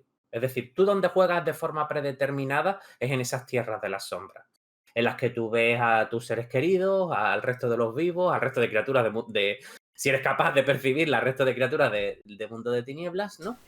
Y es como un plano paralelo al nuestro y separado por una capa que se llama el manto, ¿vale? Que es lo que impide que haya interactuaciones de un lado y de otro. Lo que nos impide a nosotros ver a los fantasmas y lo lo impide a los fantasmas actuar de forma directa sobre las cuestiones de la tierra de los vivos, que ellos lo llaman las tierras de la piel, ¿vale? Entonces, esa es la primera parte del mundo subterráneo, ese plano paralelo y oscuro al nuestro, tierra de las sombras. Aparte de él está la tempestad, ¿vale? En la tempestad es donde se encuentran el laberinto, todos los reinos oscuros, las costas lejanas, Estigia, ¿vale? La primera gran ciudad de los fantasmas, y donde estaba Caronte con toda su jerarquía y demás. Ese sería, para que no, como acaba de hablar Revis de Changeling, ese sería el equivalente al ensueño en Wraith. Y es un mundo aparte. Un mundo que está en la Umbra, ¿vale? De hecho, el que tenga el mapa de 20 aniversario de la Umbra verá que el ensueño está arriba y la tempestad está abajo, en la esquina, oscura, con un gran remolino. Pues ahí es donde está, ¿no? La tempestad. Y decir básicamente de que cuando empiezas a jugar a Wraith con tu personaje inicial, pues como todavía tienes grilletes, todavía tienes asuntos, personas, cosas, lugares que te atan al mundo de los vivos, pues tú normalmente empiezas a jugar en esta tierra de las sombras.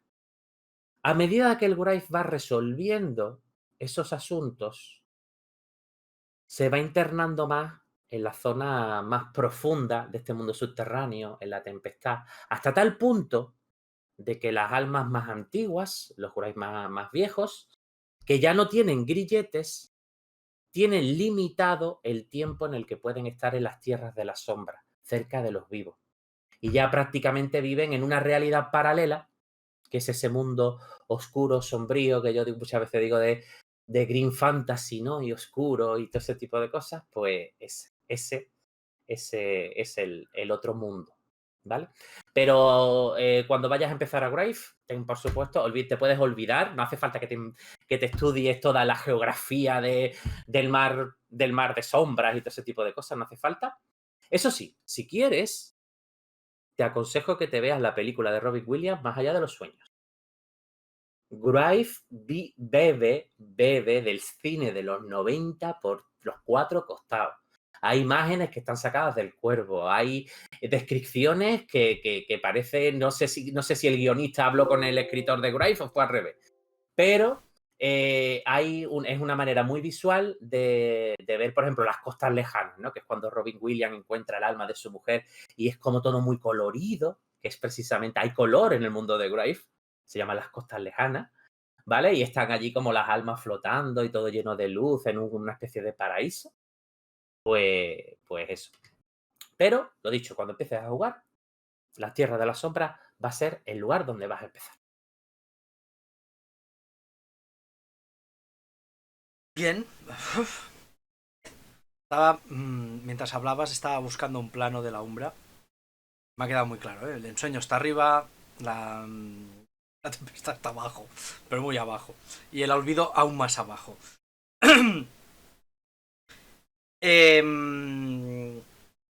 Hay un momento que Raith llega al final.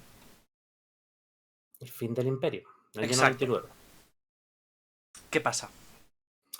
¿Qué pasa? Pues bueno, en Graith hay un concepto que prácticamente es el que delimita la historia del mundo de Graith desde que Caronte tomó la empresa por Caronte, este viejo guerrero de Micenas, que tomó la empresa de ir guiando a las diferentes almas que llegaban al mundo subterráneo hacia la trascendencia. Ese era el objetivo original. De ahí lo del barquero, ¿no? Pues hay unos eventos que marcan desde ese punto de inicio, que es donde comenzaría la historia del mundo de Graith, que son los Maelstroms, ¿vale? Que son como grandes tormentas que azotan, es como si la tempestad saliera de sus límites y afectase a todo el mundo subterráneo, ¿vale? Entonces, esas tormentas que están relacionadas, salvo la tercera, quiero recordar, todas las demás están relacionadas con las grandes catástrofes de... Es decir, ejemplo, cuando hay la peste negra, por ejemplo, cuando hay una gran calamidad, ¿vale? En el mundo, cuando hay una gran guerra, la Primera Guerra Mundial. Pues de hecho, hubo un módulo para Graith que era precisamente en esta época, en la época de la Primera Guerra Mundial. Pues cuando hay mucha muerte y hay mucho flujo constante de almas entrando al mundo subterráneo, se provocan unas tormentas dentro de ese mundo, cargadas de espectros y de otros seres que moran en la tempestad, que arrasan con todas las almas y con todo el mundo que puede, y se la llevan al olvido. Pues bien, ese libro, que no salió en castellano, pues trata básicamente del gran Maelstrom, de que acabó con el mundo subterráneo tal y como estaba descrito en Graith, y fue un poco el punto de partida para decir, pues como Graith no va a seguir, porque no siguió, metemos a Orpheus, que podríamos decir que es el sucesor espiritual de Graith. Pero en Orpheus va de otra cosa totalmente diferente. Si quieres, saltamos ya a la sección de Orpheus, por ejemplo. Sí, por ejemplo. Por ejemplo, entonces, decir que yo Orpheus no lo dirijo, pero sí lo he jugado, ¿vale? Entonces, básicamente Orpheus es una empresa, ¿vale? Y los jugadores interpretan a trabajadores de esta empresa que tienen diferentes cualidades, hay diferentes arquetipos, ¿vale? Está desde el miembro de la empresa que es capaz de proyectar su alma y hacer viajes astrales de forma natural, hasta otros que tienen otras cualidades como comunicación con los fantasmas y demás.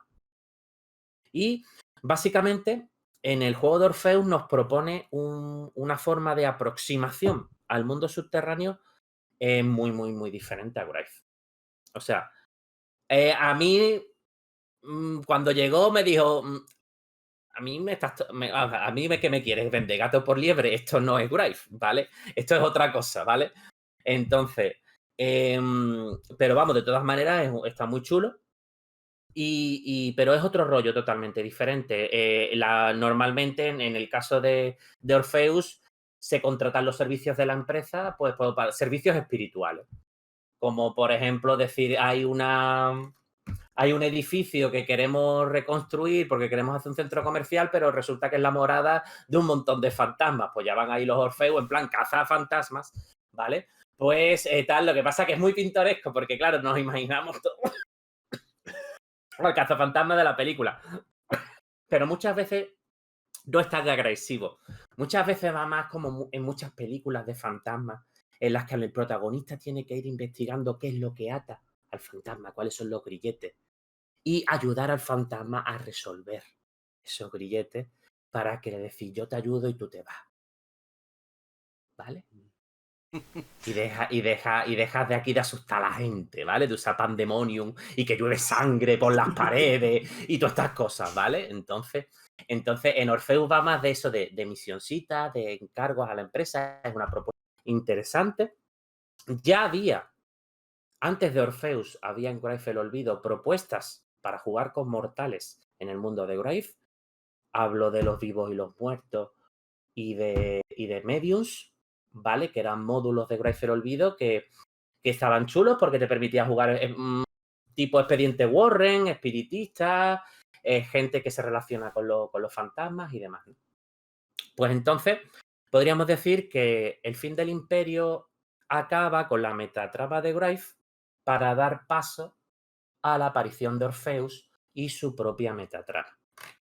Pero que mostraban dos conceptos de juego que, si bien es cierto está relacionado con los fantasmas, eran totalmente diferentes. Sí, o sea que realmente no es una continuación. Comparten mundo, pero no es el mismo juego. Pues nada, pues volvemos a Raid. Antes más o menos ya lo has explicado. Los jugadores, ¿dónde juegan en Raid? Bien, de acuerdo.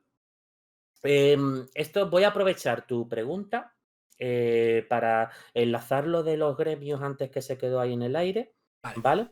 Para decir, cuando el alma de un mortal, que es lo que interpretas al fin y al cabo, llega al mundo subterráneo, pueden pasar 4 cosas. Que no tenga fuerza de voluntad suficiente para resistir al olvido, con lo cual es engullida. Que se convierta en un zángano, que son estos fantasmas. Los zánganos son estos fantasmas que están repitiendo constantemente los momentos de su muerte, muy clásicos en las películas también, que no es un personaje jugable, es decorativo, pero está chulo. Existen, están por ahí. Un Grave, que es lo que interpretas, y un espectro, ¿vale? La diferencia entre un Grave y un espectro es qué lado de su psique, si el luminoso o el oscuro, está dominante. En esto también hay un símil con los legados de Changeling, ¿vale? Entonces, cuando tú llevas a un Grave, eso, la psique domina sobre la sombra. Y cuando interpretas un espectro, que es posible, es la sombra la domina. Pues bien, cuando llegas, si tienes fuerza de voluntad suficiente para resistirte al olvido, los Graves empiezan con 5 puntos de fuerza de voluntad, de base. O sea, son gente de convicciones fuertes, atados por sus pasiones y demás. Piensa, por ejemplo, que un vampiro puede empezar con 2 o 5 en función del coraje, o un Changeling con 2 con 4. En Grave ya empieza con 5 puntos de fuerza de voluntad, ¿vale? Realmente son almas que tienen una fuerza de voluntad importante, ¿vale? Que tienen sus dramas y que tienen sus traumas. Entonces, que son capaces de, por la fuerza de voluntad, resistirse al olvido, a ser engullidos por él.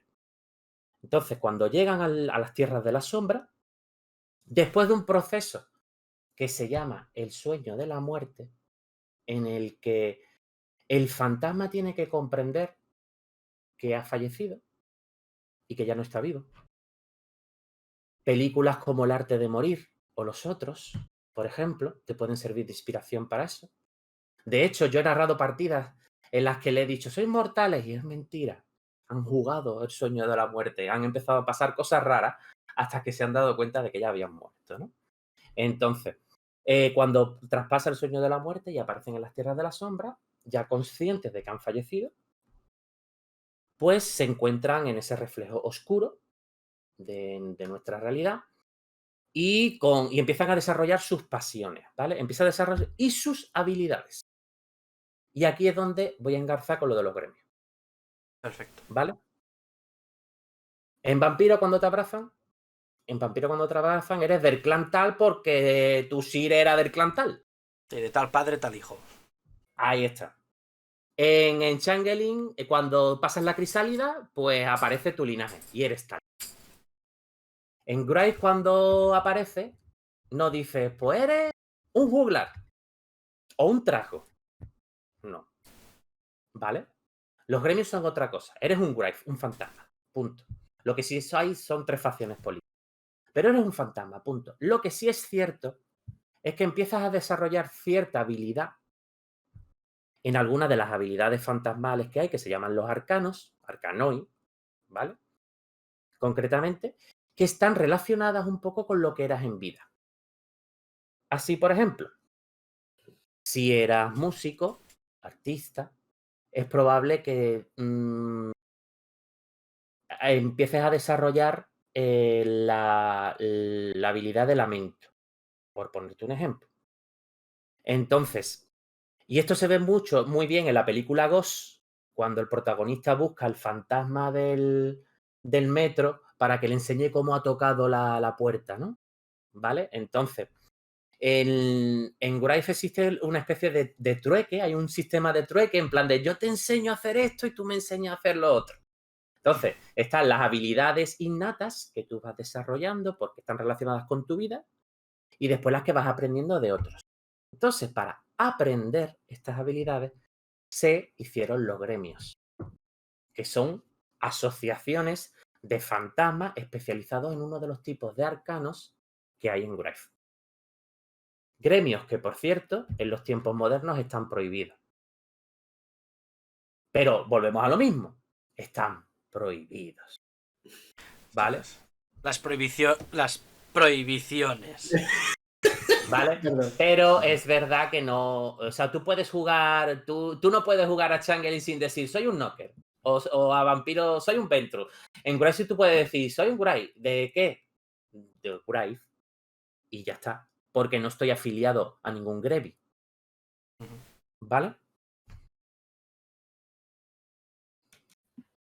Vale, o sea, aquí la pregunta un poco de tipos de raid es un poco... ¿sabes? O sea... Claro, yo ya te lo he dicho, están los zánganos, los Grave y los espectros. Esos son los tipos de alma. Y ya está. Esos son los tipos de alma. Después están los gremios, que son estas asociaciones de Grave, ¿vale? Que especialistas en un tipo de arte. Y ahí sí podríamos hablar de los artesanos, de los perdonadores, de los tragos, de los furias, de los vigilantes, etc. Hasta 13, ¿vale? Que son los que hay que son los gremios mayores, ¿vale? Después están los menores también y tal. Pero en principio, ¿a qué mundo llegas? Pues llegas a esa parte, a las tierras de las sombras, cuando nace. Cuando pasa. Y a partir de ahí, pues los vas explorando. Por eso no es necesario leer ser tocho, estudiar ser tocho, ¿vale? Antes de empezar a dirigir Grave. Yo siempre lo digo, le digo, a ver, ¿tú con qué va a empezar? ¿Con nivel 1? Pues si empiezas con nivel 1, lo que tienes que empollarte a priori es nada más. ¿Cómo utilizas más o menos los poderes que utilizas? Pero le vas a explicar a tus jugadores toda la tempestad, toda la forja de alma, todo lo de eso. ¿Sí para qué? ¿Para qué? Lo van a conocer ya. No le quites la magia de ir descubriendo esa ambientación poquito a poco. Sí, es como a diferencia de Vampiro, que cuando empiezas como vampiro, supuestamente te has pasado 50 años con tu Sire, donde te ha explicado todos los intríngulis y todos los pormenores, aquí en Raid es esos 50 años los vives, los juegas, el aprendizaje lo vives, lo juegas, y al final, por lo que he llegado a entender, corrígeme si me equivoco, ese aprendizaje es lo que te convierte en... Claro, es lo que te convierte en perteneciente a un gremio, a una facción o lo que sea, ¿vale? Que efectivamente que tú quieres hacer como narrador una crónica con Grave mayores, que seríamos aquellos que ya tienen más de 100 años, pues bueno, ya ahí ya pues, tú te lo pones, le pones del gremio tal o le pones que es un jerarca o lo que sea, ¿vale? Pero si tú quieres empezar como nivel 1, base, vas descubriendo el mundo a medida que juegas, ¿vale? Entonces, además, eso se recrea muy bien. Y aquí vuelvo otra vez a la película Ghost, porque como tú vas desarrollando tus habilidades poquito a poco, dices, es que el Grave es muy frustrante, porque tengo la sensación de que no puedo hacer nada. Y yo le digo, pero es que está pensado para eso. O sea, para que tú te frustres, que digas, es que quiero salvar a mi mujer, que hay un malhechor, un vampiro, que la está persiguiendo por un callejón. ¿Qué hago? Que no le puedo dar un puñetazo al vampiro. ¿Qué hago? Entonces, ahí es donde está la agudeza del jugador de Graves, en que con las poquitas habilidades innatas con las que apareces, tenga que darse coco de decir, pues, ¿cómo resolvería este problema? Yo tengo por ahí un tutorial en el que pongo un ejemplo. Salvar a tu perro, tú te has muerto y tu perro es muy hashico esto, ¿no? Entonces, muy de esto. Tu perro se ha desbocado de la casa de donde está tu mujer y lo va a atropellar un coche, ¿vale? Y pongo 8 ejemplos de cómo usaría 8 arcanos diferentes para salvar al perro. Lo que pasa es que en Grace la solución nunca siempre es directa. Muchas veces hay que darle la vuelta. Una solución podría ser poseer el coche para que la radio, a lo mejor el conductor iba medio dormido y la radio de pronto suene a todo volumen, una emisora, tal, y de pronto te despiertes y veas el perro y frenes hasta que encarnes al perro y lo salvas. Hay diferentes soluciones. Entonces, en Grace tú vas viviendo. Si empiezas desde nivel 1, vas viviendo y vas descubriendo ese mundo poquito a poco y vas sintiendo cómo desde la frustración inicial de no poder hacer cosas e interactuar con el mundo que te rodea, con los vivos, a cómo poco a poco vas aprendiendo cómo usar tus capacidades para conseguir tus objetivos. Ahora voy a hacer un poco de abogado del diablo. Volviendo Sí. un poco, retomando un poco la primera pregunta que os he hecho, ¿no? El de ¿por qué creéis que es tan minoritario este juego? Esta pregunta del por qué es minoritario no es una pregunta trampa. Es una pregunta más enfocada a los nuevos jugadores que cuando nos oigan o nos vean decidan probar el juego. ¿No crees que esta complejidad en una sociedad donde hoy en día la gente está muy acostumbrada a que le den todo hecho y que sea, como digo yo, ¿no? Dungeons and Dragons mira, tengo el hechizo bola de fuego, tira un dado de 20 y lo haces, no lo haces, ¿cuánto daño? Un dado de no sé qué, tiras el dado y se acabó. ¿No crees que esa misma pregunta también la hice a los compañeros de Mago, ¿no? ¿No crees que esa complejidad de que la gente tenga que rebanarse los sesos para poder hacer cosas hace que los jugadores, sobre todo los más noveles, porque yo, por ejemplo, jugador perro viejo, muchas canas y sin pelos en la cabeza, me encanta esa de darle 30 minutos a las cosas, los jugadores noveles, el tener que rebanarse tanto los sesos no les distancia de juegos tipo Raid? Espérate que me va a sacar un manual, ya verás. Dale con el manual. Mira, pues por eso... Miedo me da cuando salga el Raid 20 aniversario. No, por eso, y espero, no sé si No Solo Roll, en la 20 aniversario de Graves, incluirá esto, no lo sé. En la inglesa 20 aniversario no está. Y esto que sacaron en la guía del jugador, estas tablas están en la guía del jugador de Graves. Sí. Esto es, ve aprendiendo a usar tus poderes paso a paso. Esto es uno, como por ejemplo nos dijeron en el programa de Mago, es para usar las esferas es usa tu imaginación, excepto que ha salido un suplemento de toma recetas de poderes ya hechos. Esfera 1, no sé qué, ¿sabes? Claro, No, entonces empiezas con una cosa tan sencillita como, por ejemplo, sensación extraña. Tira carisma, dificultad la del manto y te cuesta 1 punto. Hace que algo extraño le suceda a un individuo en un momento, un flash, una alucinación, etc. O sea, lenguaje claro, sencillo. Después tú te vas al manual básico y sabes que este mismo poder tiene diferentes aplicaciones.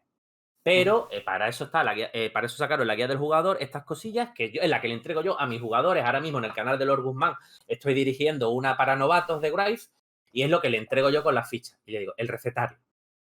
¿Vale? Y poquito a poco. Y cuando tú me digas, y ya hay jugadores, a la segunda partida, una jugadora me ha dicho, oye, ¿y si yo combino esto con esto, puedo hacer esto? Y le digo, ya está empezando a pensar. ¿Cuál es el siguiente paso? Jugar a Mago con las 9 esferas. Ahí está. Entonces, ahí es donde está el quito, poquito a poco, paso a paso. no querramos conquistar Roma en un día. No, por eso ahí es la pregunta un poco trampa, ¿no? De esa complejidad no ahuyenta a nuevos jugadores. Y más es eso, o sea, a ver, yo también estoy hablando un poco haciendo abogado del diablo, ¿eh? O sea, nosotros en Factoría tenemos a 2 chavalines que son noveles y tienen 17 años y, o sea, os quedaríais helados cuando os dijera de qué juegos son narradores. Uno narra Aquelarre y el otro narra La llamada de Tulu. O sea, se han puesto a narrar juegos clásicos, juegos de nuestra época. No se ha puesto a narrar juegos actuales tipo Fate, tipo PBTA. No. Han ido a lo clásico. ¿Por qué? No lo sé. Yo creo que son expedientes Rex dentro de la comunidad, ¿no? Pero. Y además es que los ves y disfrutan narrándolo. Narran muy bien. Y también es verdad, volvemos a lo de siempre.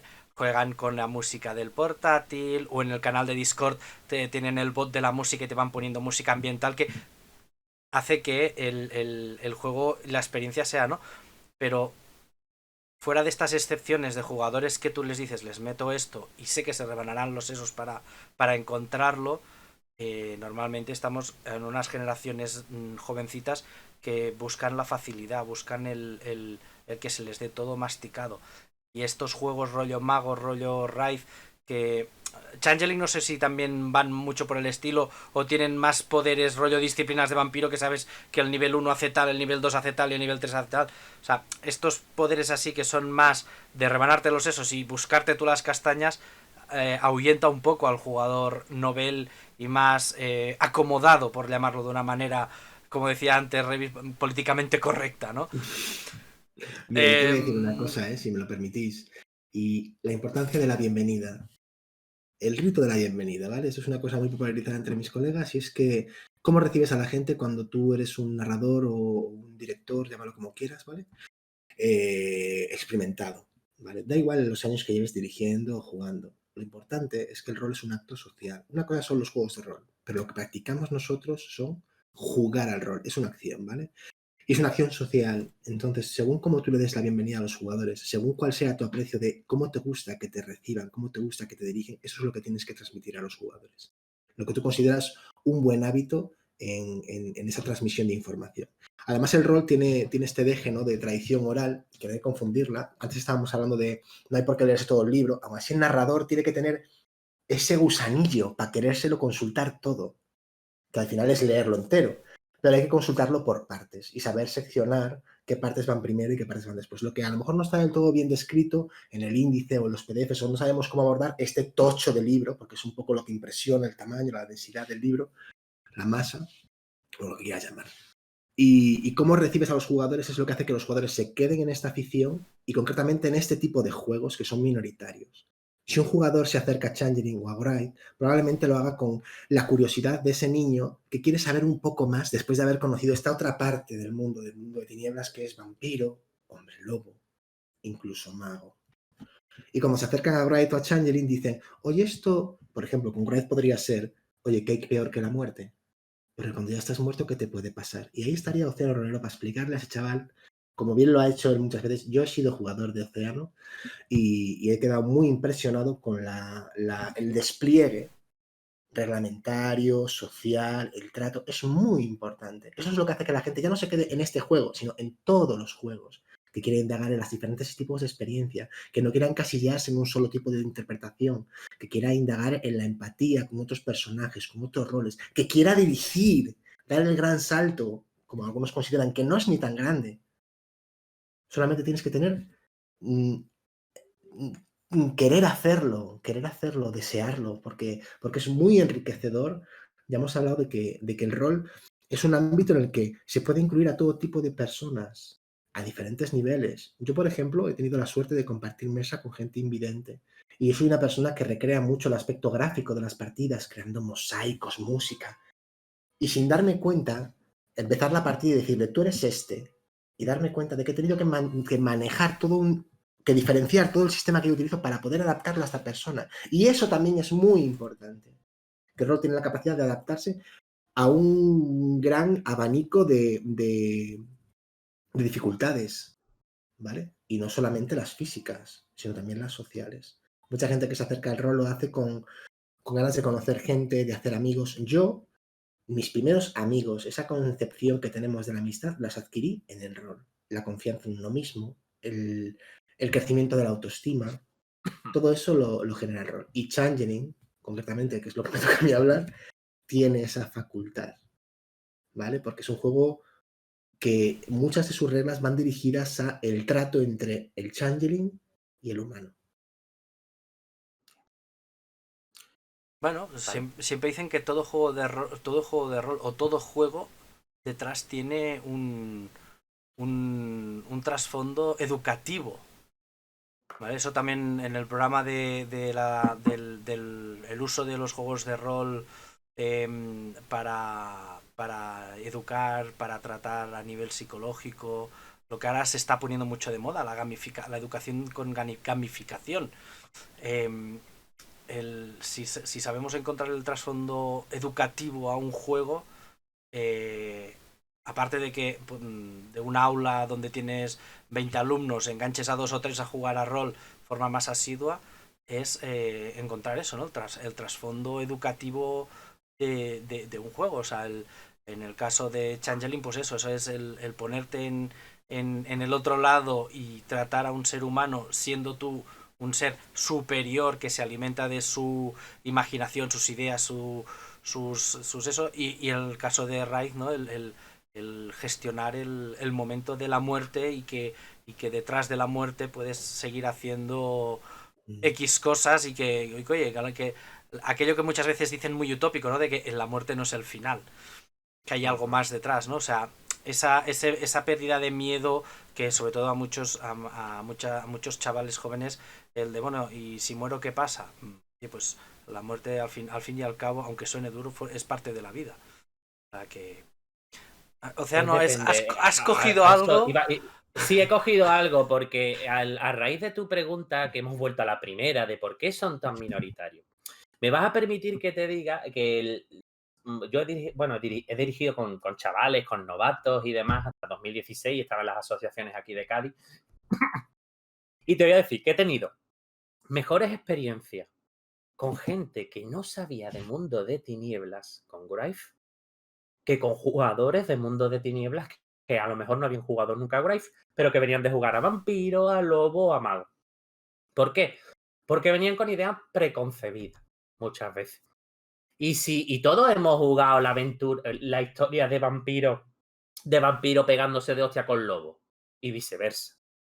Todo el mundo hemos jugado. ¿Qué pasa? Que cuando llegas a Grave, esa historia tan típica no es tan directa. ¿Vale? Entonces, por tanto, muchas veces, y a raíz otra vez de esto de por qué estás minoritario, yo sinceramente creo que con la 20 aniversario y con que ya han salido juegos más actuales que indagan en el tema de los aspectos, de la construcción de tu personaje a medida que juegas y demás, hoy en día, por ejemplo, un jugador de Fate o de Ethos coge las pasiones de Grave y las juega igual y las interpreta igual. Lo que pasa es que esto en el 90 era como muy raro. O sea que Como muy... podemos encontrarnos así, a voz de pronto, que cuando se decidan a sacar quien sea el 20 aniversario de Raid, un renacer del juego. O un nacimiento del juego, porque igual ahora que estamos más acostumbrados a sistema Fate, a PBTA, a hitos, a sistemas que son mucho más, no me sale la palabra, pero empáticos con lo que es el propio jugador, igual ahora es el momento de sacar un juego tipo esto, con sistema Mundo de Tinieblas, o sea, de una bolita, un dado. Igual al sacar el 20 aniversario es el filón de por fin hacer que Raid deje de ser un juego minoritario o menos minoritario de lo que ahora es. Claro. Y después, y eso es lo que he sacado de ahí de la estantería, si lo que a ti te gusta, ojo, que si a ti lo que te gusta es pegarte de hostias con lobos y con vampiros, ¿vale? También lo puedes hacer. Aquí tienes, resucitado. Esto es el cuervo. Esto es el cuervo. Esto es hacerte un Elite Driven. Esto es un Grave que tiene una pasión tan fuerte que prácticamente elimina al resto. Y es tan fuerte que posee su propio cuerpo y renace. Con lo cual estás jugando como Eric Draven del Cuervo. Ahí tienes. ¿Qué quieres? ¿Acción? ¿Peli de acción de los 90? También la tienes. Es otra forma de jugar. Sí. ¿Vale? Bueno, pues llega el momento en que todos los invitados están esperando vuestro minuto de gloria.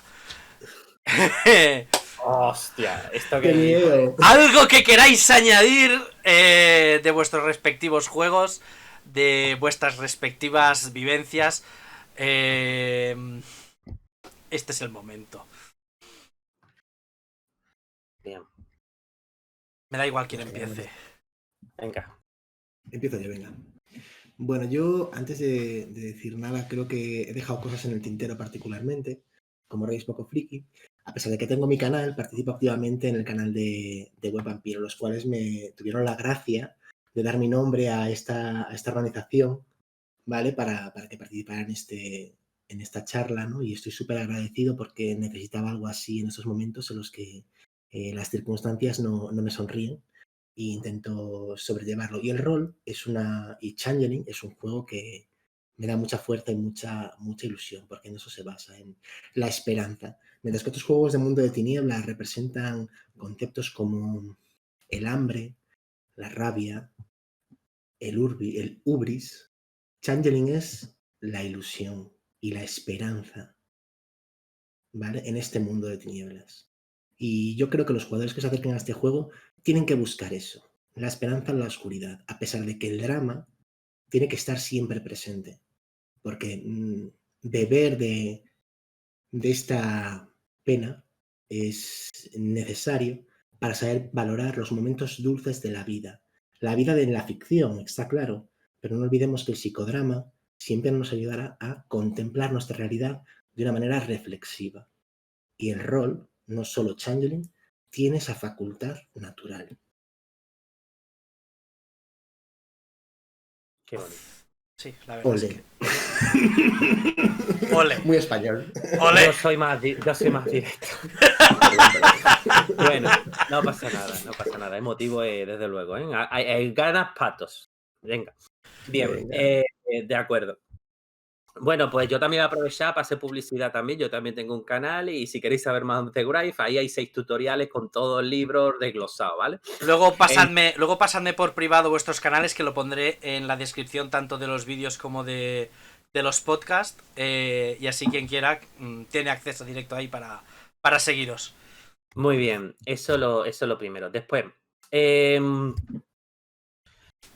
si te dicen que Graif es injugable, yo te digo que poquito a poco, ¿vale? Que si el narrador, eres nuevo y el narrador decide llevar las sombras para que no os enfadéis en mesa, no está haciendo trampas. Es otra de las opciones del juego. El juego te viene para que lo pongas poquito a poco, ¿vale? Después, si te dicen que Graif es tristón, ¿vale? Yo no te voy a negar que es el más oscuro del mundo de tinieblas, porque lo es. Ahora, dentro de esa oscuridad hay diferentes tonos de grises, ¿vale? Y el amor es una de las pasiones más puras y que más fuerza da a un Graif. La venganza también. Pero ya decides tú si te dejas llevar por el amor o la venganza. ¿Por qué nos gustan las pelis de terror? ¿Por qué nos gustan las pelis de fantasmas? ¿Eh? Me encantaría ponerme al lado tuya, a lo mejor tú me echas, ¿vale? Pero me encantaría ponerme al lado tuya viendo una película de fantasmas y decirte, mira, ahora está usando eso, porque todo lo que ves en las pelis de fantasmas lo vas a encontrar en Google, ¿vale? Con diferentes nombres, pero ahí están, no es nada raro, los has visto un montón de veces, ¿vale? Entonces, ¿las pelis de terror nos molan? Sí, porque el terror nos mola y que nos dé sustitos nos mola. Pero ¿qué pasa? Que en este juego los sustos los das tú. Inquietante. Ponerte al otro lado. Ser tú el chungo. Uf, muy profundos estos últimos minutos, muy profundos. Bueno, pues vamos a finalizar ya el programa. Muchísimas gracias a los dos, de verdad, de corazón muchas gracias. He aprendido muchísimo de los dos. De verdad voy a ver el tocho de Changeling que tengo en la estantería de otra manera. Le tengo ganas de a ver si aparece el Raid 20 aniversario. Si no, me conformaré con mi segunda edición. Pero ya le veo con otros ojos para leérmelo cuando acabe el que estoy leyendo ahora. Que no desvelaré. Ya os lo encontraréis. Muchísimas gracias, de verdad. Muchas gracias también a todos los que nos vais a ver en el video podcast. Todos los que nos vais a ver en podcast, que podéis escuchar en iVoox, en Spotify, en Apple Podcast. También los podéis encontrar en nuestra página www.factoriaderol.es o en las redes sociales, buscando en cualquiera de ellas, en Facebook, Twitter, Instagram. TikTok aún no tenemos, no somos de TikTok. Si os buscáis Factoría del Rol nos vais a encontrar. Y bueno, como siempre, pues en el próximo programa vamos a continuar con la saga de Mundo de Tinieblas. Que hasta ahora pensabais que el siguiente programa sería el último de Mundo de Tinieblas. Pues ya os avanzo de que no. Va a haber 2 programas más de Mundo de Tinieblas. Y en el siguiente hablaremos de otros 2 juegos aún más minoritarios, si cabe, que Changeling y Raid. Como son Demonio y, para mí, el más minoritario de todos y el más desconocido, que es Momia. El que será el último programa de Mundo Tinieblas no os voy a decir cuál va a ser. Eso va a ser una sorpresa que guardaremos hasta el último momento. Y sin más, como siempre, nos vamos a despedir con una frase mítica, clásica, tópica, pero a mí me ha hecho mucha gracia y cuando estaba dando vueltas a esta frase no sabía qué ponerle y solo se me ocurrió un bidibi badibi bu. Gracias y nos vemos en las horas.